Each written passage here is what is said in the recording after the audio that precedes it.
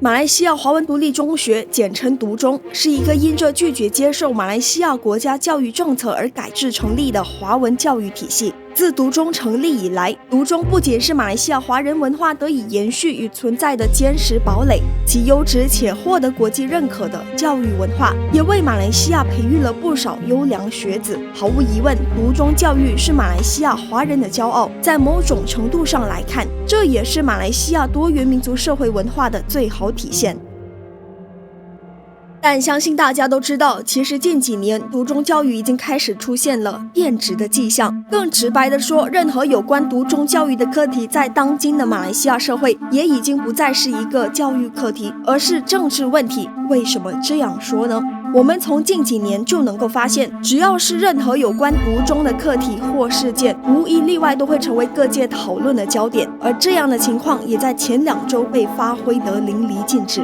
就在前2周国会开幕后不久，财政部便宣布将对独中拨出1500万令吉的特别拨款。在得知将获得这笔拨款之后，作为独中主要代表机构的董总主席陈大景便代表华社发文感谢马华协助争取了这笔拨款。这样的举动随即引起了行动党各领袖的不满，他们除了批评董总主席的政治立场上的偏颇之外，也表示这笔拨款是西蒙争取下来的政绩，马华工会是在抢夺行动党的功劳。过了没多久，马华工会总会长魏家祥也随即站出来大力的批评行动党的举动是在邀功，甚至邀请行动党秘书长林冠英对此课题进行辩论，各方你来我往，闹得不可开交，让这个原本就是属于特别拨款的事项顿时成为了全国焦点。就当各界在争论这笔拨款到底属于谁的功劳之际，作为马来西亚人的大家，我们又是否认真思考过，到底为何独中又或者是华文教育会从教育课题演变成政治课题呢？是什么原因导致这一种局面的出现？这样的局面又会带来什么样的影响？作为当代马来西亚人的大家，我们又应该如何看待这样的局面呢？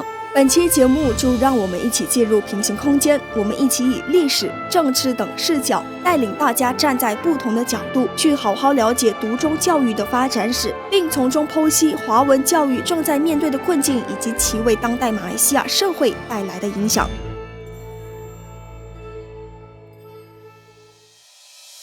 首先，我们来回答大家本期节目的第一个核心问题，那就是独中教育的本质是什么呢？毫无疑问，自独中成立以来，独中的本质永远都是教育。不过，话虽如此说，这一个本该属于教育领域的机构，乃至整个华文教育在其成立到如今的发展过程中，其背后却涉及了很多不同层面的因素，使它无可避免地演变成一个政治课题。所以，到底是为什么会导致这种局面的出现呢？而要解释这一切，我们都得从英殖民时期的马来半岛历史开始说起。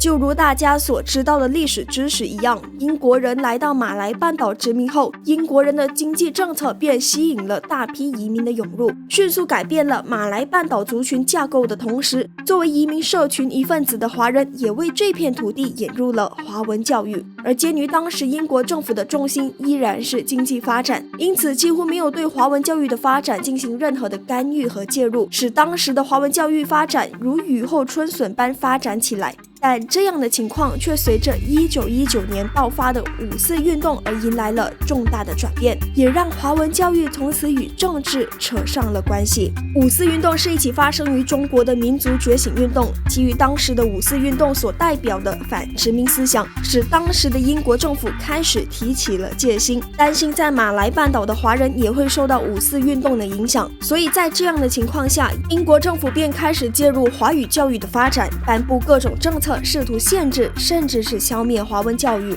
但即便面对政府的无情打压，华文教育在之后依然蓬勃发展，归功于华人先辈们的不懈努力。到了1938年，马来半岛一共开设了1015所华文学校。更让人惊叹的是，即使在日据时期的至暗时刻，华文教育依然以堪称奇迹般的速度发展起来。根据战后的统计，到了1946年之时，马来亚已经建立起了1105所华校，甚至超越了2战前的数量。所以从这些数据上来观察，华教事实上早在100多年前的殖民时期，已经成为了华人在这片土地的精神支柱，是华人最为重要的身份象征。但另一方面，这也无可避免地让华文教育从此与政治画上了等号。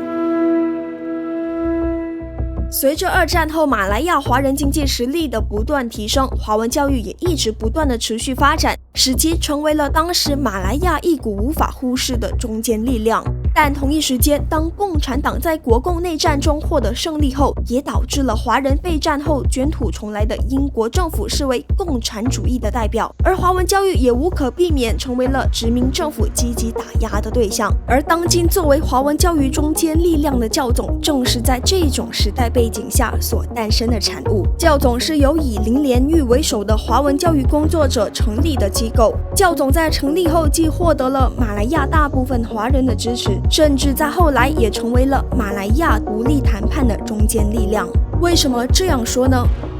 就如刚刚所提到的，教总是一个在华社拥有相当大影响力的机构，所以当以东姑阿都拉曼为首的联盟政府在和英国政府进行独立谈判的时候，东姑为了换取华裔的支持，便与教总进行了协商，希望能够与其取得共识。在经过一系列的谈判之后，各方最终成功达成共识，教总以及马华代表华裔在华教课题上做出了让步，以换得公民权和政治权，而以巫统为首的联盟政府则代表马来人，以华教课题换取了华人以及其他民族承认了马来人在宪法中的特别地位，也承诺在取得独立之后，不仅不会废除华文教育，甚至还会对其进行拨款。所以在这种深度妥协且极少摩擦的情况底下，全体马来亚人民最终也成功说服英国人，让马来亚取得独立。1957年8月31日，在全国人民的支持与见证下，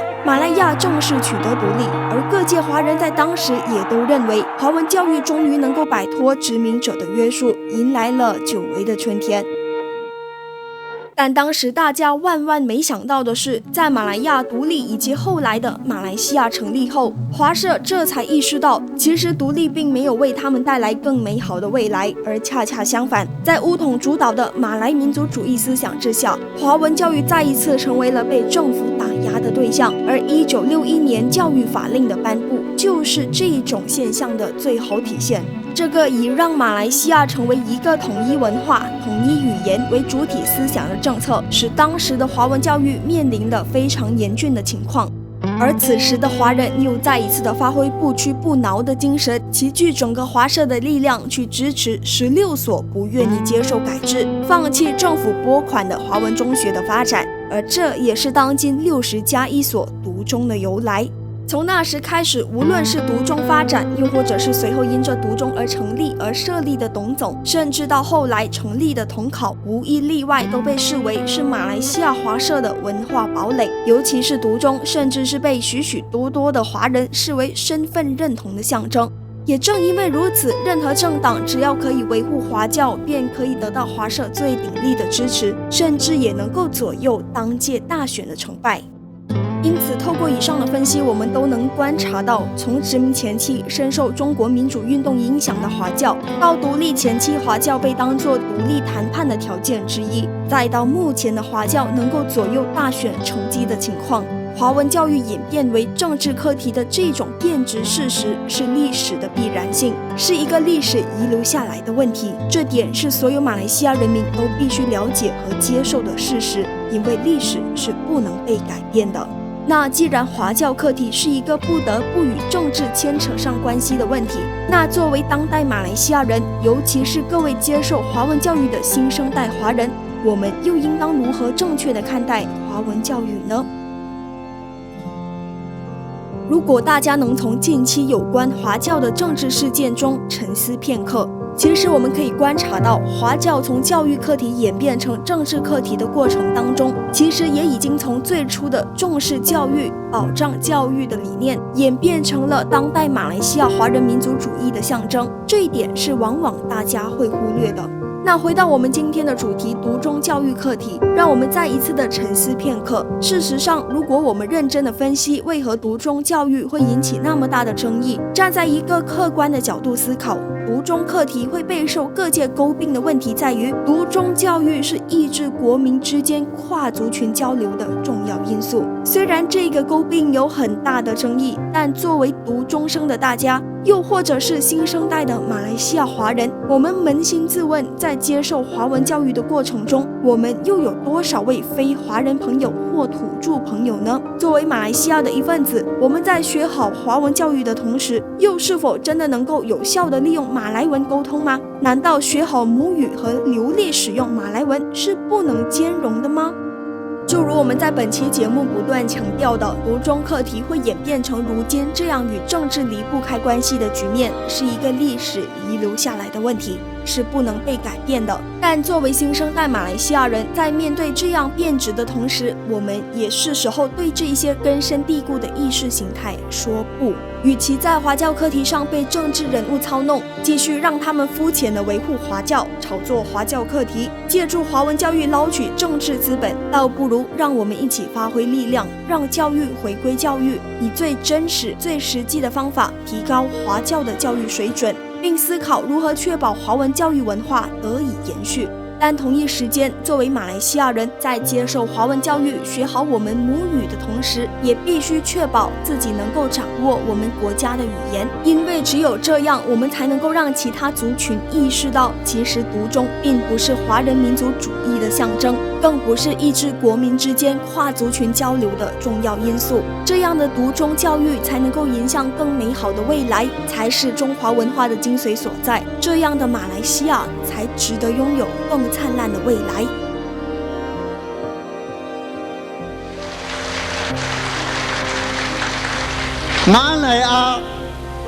马来西亚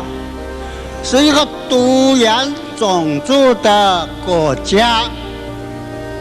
你要谈什么公平，谈什么团结，我们的信念是什么呢？多才多姿，共存共荣。凡是违背这个原则的，都是假话，我们不相信，是骗人的。